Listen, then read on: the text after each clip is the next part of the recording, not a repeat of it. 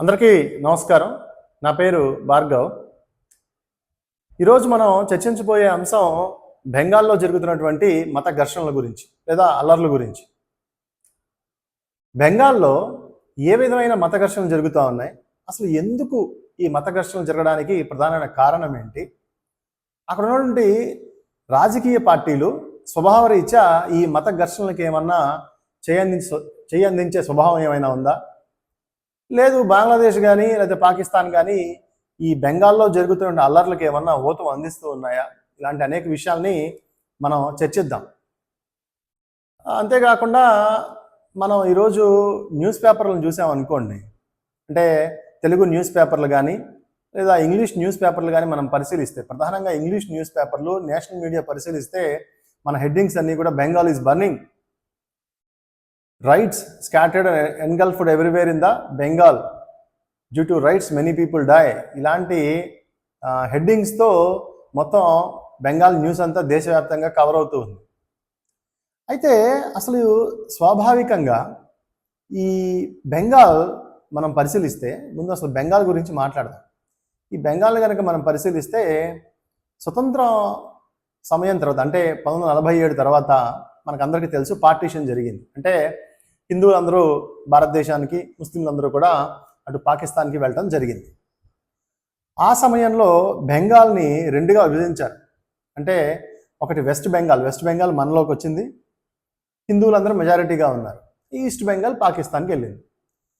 So పాకిస్తాన్కి వెళ్ళిన తర్వాత 1971లో ఏం జరిగింది, బంగ్లాదేశ్ లిబరేషన్ వార్ జరిగింది. అంటే పాకిస్తాన్ నుంచి మేము విడిపోతాము అని చెప్పి 1971లో ముజిబుర్ రెహమాన్ ఆధ్వర్యంలో, అంటే ఇప్పుడు షేక్ హసీనా తండ్రి ఎవరైతే ఉన్నారో ఆయన ప్రధానంగా ఈ బంగ్లా లిబరేషన్ వార్ని తీసుకొచ్చి మన ఇండియా సహాయంతోనే బంగ్లాదేశ్ని ఏర్పాటు చేసుకోవడం జరిగింది. సో ఇది చరిత్ర. ఇప్పుడు ఈ మనకి బెంగాలే కదా రెండుగా డివైడ్ అయింది.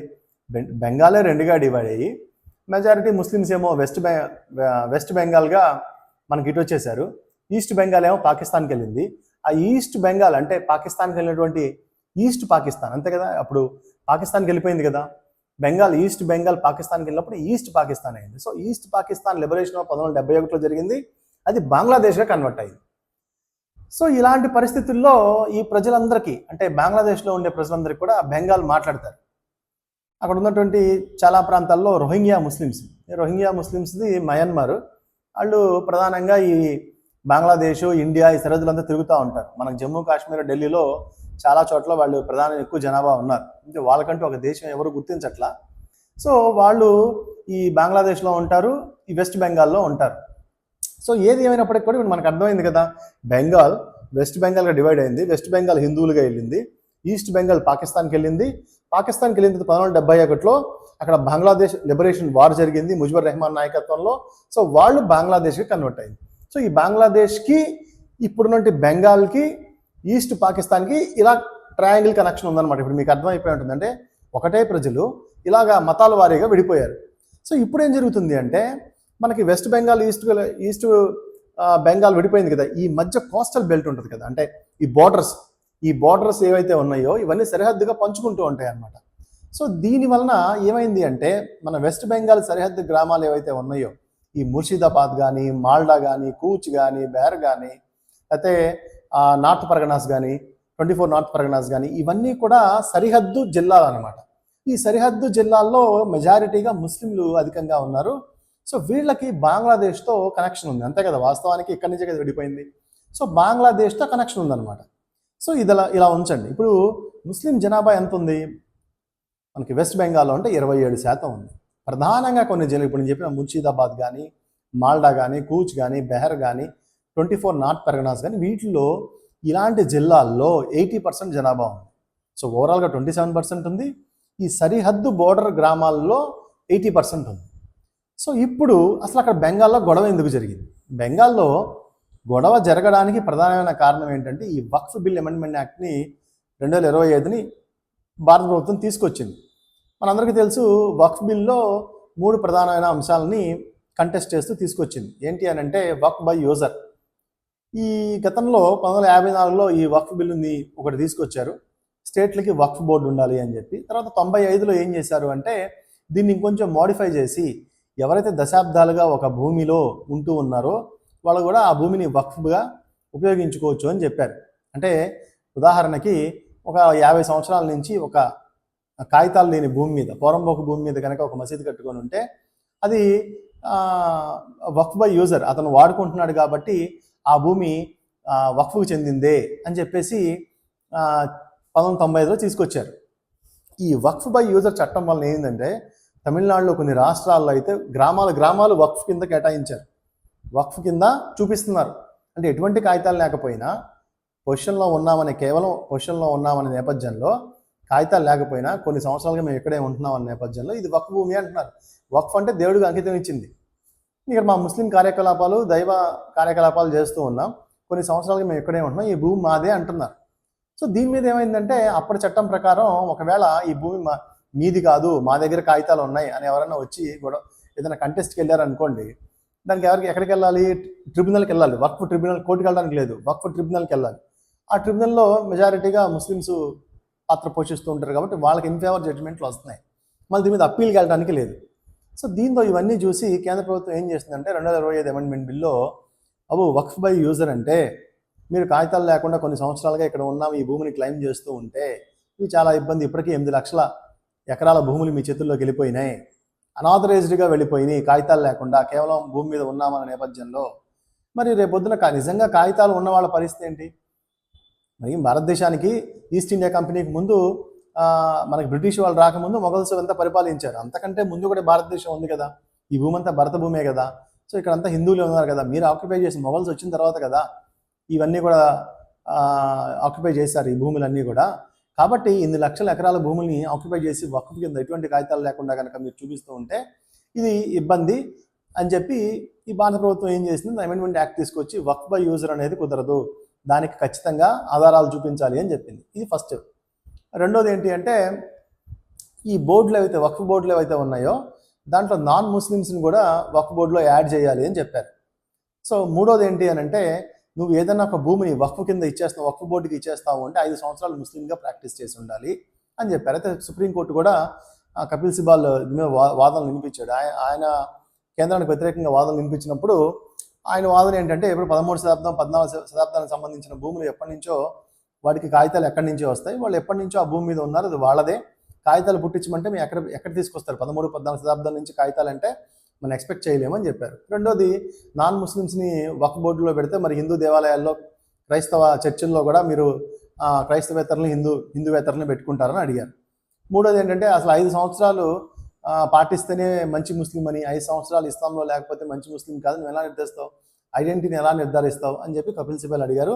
సుప్రీంకోర్టు కూడా ఏం చెప్పిందంటే మరి నిజమే కదా, 13, 14 శతాబ్దాలకు సంబంధించి డాక్యుమెంట్స్ ఎక్కడ పుట్టించుకొస్తారు, మరి నాన్ ముస్లిమ్స్ని ఈ బోర్డులో ఎందుకు పెడుతున్నారు, అదేవిధంగా ఎవరైతే 5 ఏళ్ళు ఖచ్చితంగా వక్ఫ్ ఇవ్వాలంటే 5 ఏళ్ళు ఖచ్చితంగా ముస్లింగా ఉండాలని ఎలా చెప్తున్నారు అని చెప్పి దీని మీద స్టే ఇచ్చిన ఒక వారంలో కౌంటర్ వేయమని చెప్పింది. సో ఏది ఏమైనప్పటికీ కూడా ఇది కంటెన్షియస్, ఇది జరుగుతూ ఉంది.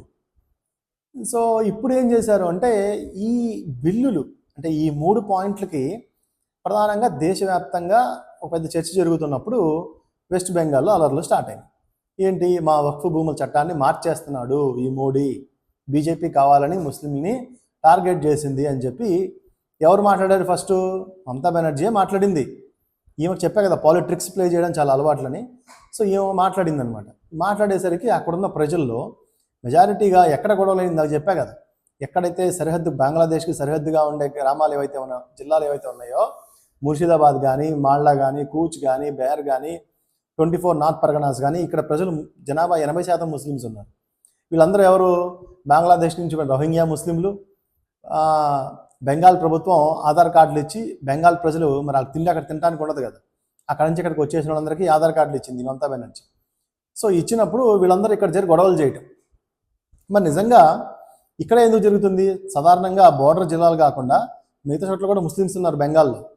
మరి ఎక్కడ క్యాపిటల్ సిటీలో కానీ ఇంకెక్కడా కూడా జరగట్లా, ఆ బోర్డర్ జిల్లాల్లోనే జరుగుతుంది. అంటే దీనికి కారణం ఏంటి? బంగ్లాదేశ్ కావాలంటే రెచ్చగొట్టి ఆ బోర్డర్ జిల్లాలో ఉండే వాళ్ళందరితో గొడవలు చేయిస్తూ ఉంది.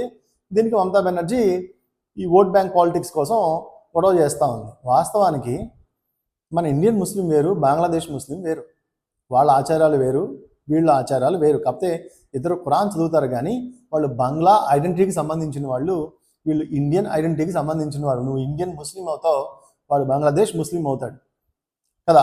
మరి ఇప్పుడు ఇక్కడ ఉన్న ముస్లింకి భారతదేశ భావజాలం ఉంటుంది, భారతదేశం మీద ప్రేమ ఉంటుంది, దేశం మీద భక్తి ఉంటుంది. మన ఇండియన్ మిలిటరీలో పనిచేస్తారు, అవసరమైతే ప్రాణాలు కూడా ఇస్తారు. చరిత్రలో ఉన్నారు కదా, ఎంతమంది లేరు? ఎంతమంది ముస్లిం ప్రాణత్యాగం చేయలేదు ఈ దేశం కోసం? చెప్పుకుంటూ పోతే కొన్ని వేల మంది ఉన్నారు. కానీ బంగ్లాదేశ్ ముస్లిమ్స్కి మన భారతదేశం మీద ప్రేమ ఎందుకు వచ్చింది? అవసరమైతే మత ఘర్షణలు పెట్టి, హిందువులు ముస్లింల మధ్య మత ఘర్షణలు పెట్టి ఇక్కడ కూడా అన్సర్టనిటీ క్రియేట్ చేయాలని చూస్తారు. వాస్తవానికి బంగ్లాదేశ్ పరిస్థితి దిక్కుమాలిన పరిస్థితి. అక్కడ పరిస్థితి ఎలా ఉంది అంటే తినడానికి తిండి లేదు, కరెంట్ లేదు, న్యాయబద్ధంగా ప్రజల చేత ఎన్నుకోబడినటువంటి ఎవరైతే షేక్ హసీనాని పంపించేశారు బయటికి, పంపించేసి తాత్కాలికంగా ఈ యూనస్ ప్రభుత్వం వచ్చింది అక్కడ. ఈ మొహమ్మద్ యూనస్ అనే అతను ఎవరు అంటే నోబెల్ బహుమతి గ్రహీత. కానీ నోబెల్ బహుమతి ఎందుకు వచ్చింది అంటే చిన్న చిన్న డ్వాక్రాల పొదుపులు ఎలా చేయాలి అనే అంశం మీద రీసెర్చ్ చేశాడు, దాని ప్రయోగాత్మకంగా కొంత పని చేశాడు, కాబట్టి నోబెల్ బహుమతి ఇచ్చారు. కానీ మైండ్ అంతా మతత్వం, ఫనటిజం పెరిగిపోయింది, మత పిచ్చి ఎక్కువైపోయింది అతనికి. ఎక్కువైపోయి ఏం చేశాడు అంటే అక్కడున్న షేక్ హసీనాని పంపించేశాడు. ఆమెను ఎలా పంపించాడు?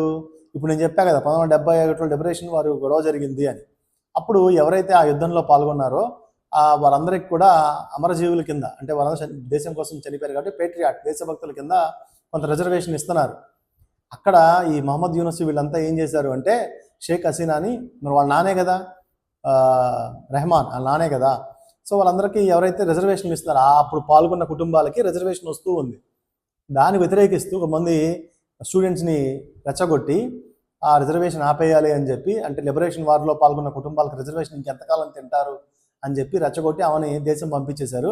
ఇక్కడ ఇతను ఉన్నాడు, కానీ ఇతని పరిస్థితి ఏంటంటే తినడానికి తిండి లేదు, అక్కడ పరిస్థితి ఏం బాగాలేదు, ఇతర దేశాల మీద ఆధారపడి బతుకుతున్నాడు, చైనాతో కొంత సఖ్యత కోసం ప్రయత్నిస్తూ ఉన్నాడు. సో ఏదైనప్పుడు కూడా మన ఇండియన్ టార్గెట్ చేయాలి, ఎందుకంటే మతత్వం, ఫనటిజం. ఇక్కడ హిందువులు ముస్లింలు చాలా సామరస్యంగా ఉందని గొడవ పెట్టాలి. గొడవ పెట్టాలంటే దీన్ని సాగుగా తీసుకోవాలి. ఈ వక్ఫ్ బిల్లు తీసుకొచ్చారు, ముస్లింలకు అన్యాయం చేశారని. వాస్తవానికి ఈ వక్ఫ్ బిల్లో ఏమైనా లోపాలు ఉంటే మన సుప్రీంకోర్టు చూస్తుంది, లేదా మన ఇంటర్నల్ సావరినిటీ సంబంధించింది. కానీ వీళ్ళు ఏం చేస్తున్నారు, బంగ్లాదేశ్, చైనా, వీళ్ళందరూ, పాకిస్తాన్ అందరూ కలిసి మనం రెచ్చగొడుతూ ఉన్నారనమాట. సో ఇది ఈ రకంగా అల్లర్లు జరుగుతూ ఉన్నాయి. ఇది ఒకటే జరిగిందా అంటే ఇది కాదు. సిఏఏ తీసుకొచ్చారు, భారత ప్రభుత్వం సిఏఏ తీసుకొచ్చారు, అంటే పౌరసత్వ సవరణ చట్టం తీసుకొచ్చారు. ఎందుకు తీసుకొచ్చారు సిఏఏ? ఈ రోహింగ్యా ముస్లింలు బంగ్లాదేశ్ వాళ్ళు ఎటువంటి ఆధారాలు లేకుండా భారతదేశంకి వచ్చేసి ఈ భారతదేశం మీద ఆధార్ కార్డులు సృష్టించుకొని టెర్రరిజం యాక్టివిటీస్ చేస్తూ ఉన్నారు. అందుకని వీళ్ళు ఒక నేషనల్ రిజిస్టర్ పెట్టి ఎవరెవరైతే బంగ్లాదేశ్ నుంచి వచ్చారో వాళ్ళ పేర్లు ఇవన్నీ కూడా బంగ్లాదేశ్ పీపుల్, అంటే ఇండియన్ నేషనల్స్ కాని వాళ్ళని ఐడెంటిఫై చేయాలి అనే ఉద్దేశంతో పెట్టింది. సరే, దీంట్లో కొంత బీజేపీ ఇదేంటి అని అంటే ముస్లిమ్స్ ఎవరైతే బంగ్లాదేశ్, పాకిస్తాన్ నుంచి వచ్చి అక్రమంగా చొరబాట్లు ఉన్నారో వీళ్ళందరికీ ఆధారాలు చూపిస్తేనే ఇక్కడ పౌరసత్వం ఇస్తాం, లేకపోతే వాళ్ళని బయటికి పంపించేస్తామని వాళ్ళ ఆలోచన. దాని ద్వారా కొంత జనాభా కూడా తగ్గిద్ది, సో మాకు కొంచెం వెసులుబాటుగా ఉంటుంది, హిందువులందరూ మాకు ఓటేస్తారు కాబట్టి. భారతీయ జనతా పార్టీ వాళ్ళ ఐడియాలజీ కొంత ఇదున్నా, అంటే మంచి ఏంటంటే ఇండియన్ నేషనల్స్ని ఫైండ్ అవుట్ చేయటం, ఇండియన్ నేషనల్స్ కాని వాళ్ళని బయటికి పంపించేయటం. రెండోది ఏంటంటే రాజకీయంగా కూడా హిందూ ఓట్ బ్యాంక్ అప్పుడు పెరిగిద్ది కాబట్టి ఇప్పుడు నేను చెప్పిన బోర్డర్ ఏరియాల్లో ముస్లిమ్స్ ఎవరైతే బంగ్లాదేశ్ ముస్లిమ్స్ ఉన్నారో వాళ్ళు పంపిస్తారనుకోండి, అప్పుడు vote bank, Hindu vote bank పెరిగిద్ది కదా. సో ఇలా అనేక రకాలుగా ఆలోచించింది. ఈ సిఏఏ కూడా వచ్చినప్పుడు కూడా నేను చెప్పా కదా, ఢిల్లీలో పెద్ద ఎత్తున గొడవలు చేశారు. ఎలాంటి గొడవలు అంటే ఉమర్ ఖలీద్ అని ఒక స్టూడెంట్ని అరెస్ట్ చేశారు, ఆయన నాయకత్వం వహించారు. అక్కడ ఉన్న చాలామంది ఢిల్లీలో, జమ్మూ కాశ్మీర్లో రోహింగ్యా ముస్లింలు రోడ్డు మీద కూర్చొని గొడవ చేశారు.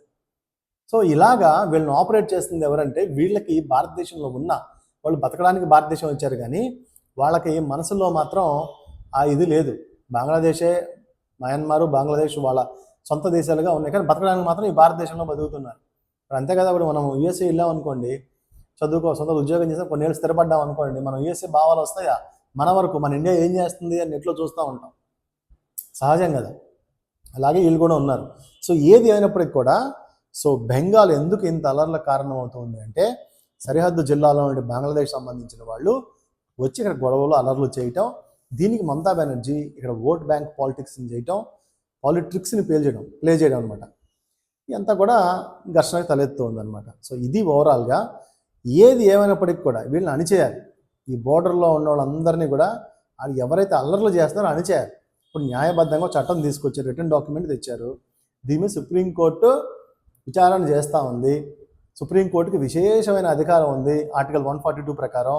ఒకవేళ రిటర్న్ డాక్యుమెంట్గా మన కేంద్ర ప్రభుత్వం ఏమైనా తీసుకొచ్చినా ఈ మూడిట్లో సుప్రీంకోర్టుకి అది లోపం ఉన్నా ఇది రద్దు చేసే అధికారం 142 ఉంది. ఇప్పుడు తమిళనాడు ఆ బిల్లులో చేయలేదా?